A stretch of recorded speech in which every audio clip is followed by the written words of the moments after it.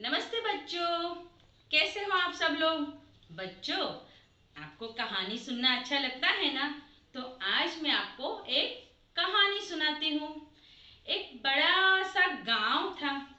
उस गांव में एक किसान रहता था। किसान अपनी पत्नी के साथ बड़ा खुश था और उसके खेतों में बहुत अच्छे से फसल थी।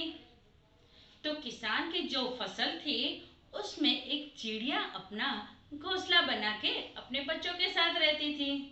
बच्चे के साथ चिड़िया बड़े मजे से रहती थी और आसपास में पड़े धान को खाती और आराम से रह रही थी।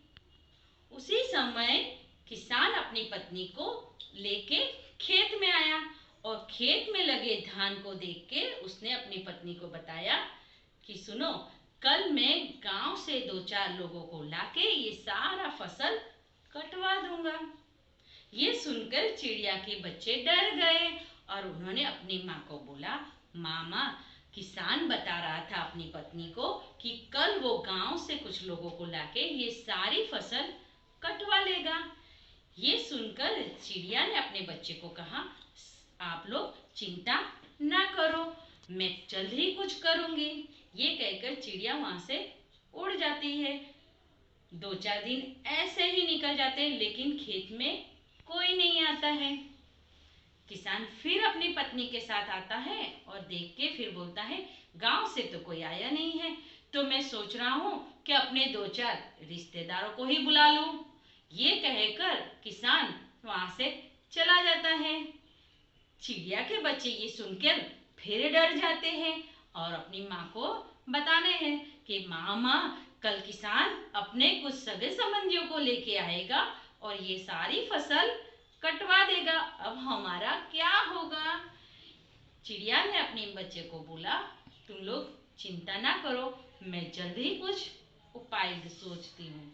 ये करके चिड़िया वहां से अपने बच्चों को शांत करती है और उड़ जाती है। 2-4 दिन और निकल जाते हैं। अब किसान बहुत गुस्से में आ जाता है।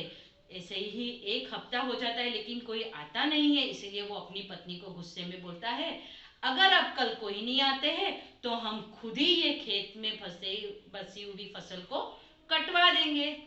ये कहकर वहां से वो किसान चला जाता है।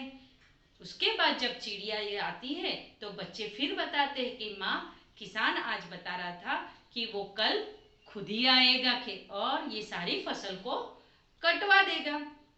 अब चिड़िया अपने बच्चे को बोलती है कि बच्चों, अब हम यहाँ से उड़ जाएंगे क्योंकि किसान ने अब दूसरों पे भरोसा रखना छोड़ दिया है और कल वो खुद ही आएगा, तो वो कल जरूर आएगा। ये कहकर चिड़िया अपने बच्चों को लेके उड़ जाती है। तो बच्चों, इस कहानी द्वारा आपको क्या सीख मिलती है।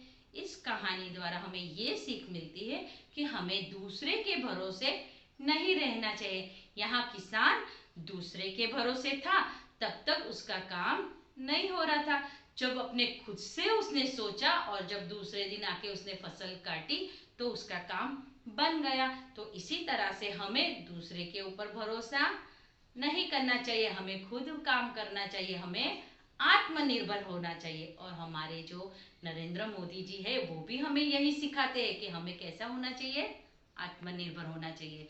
तो बच्चों, हम फिर मिलेंगे। नमस्ते।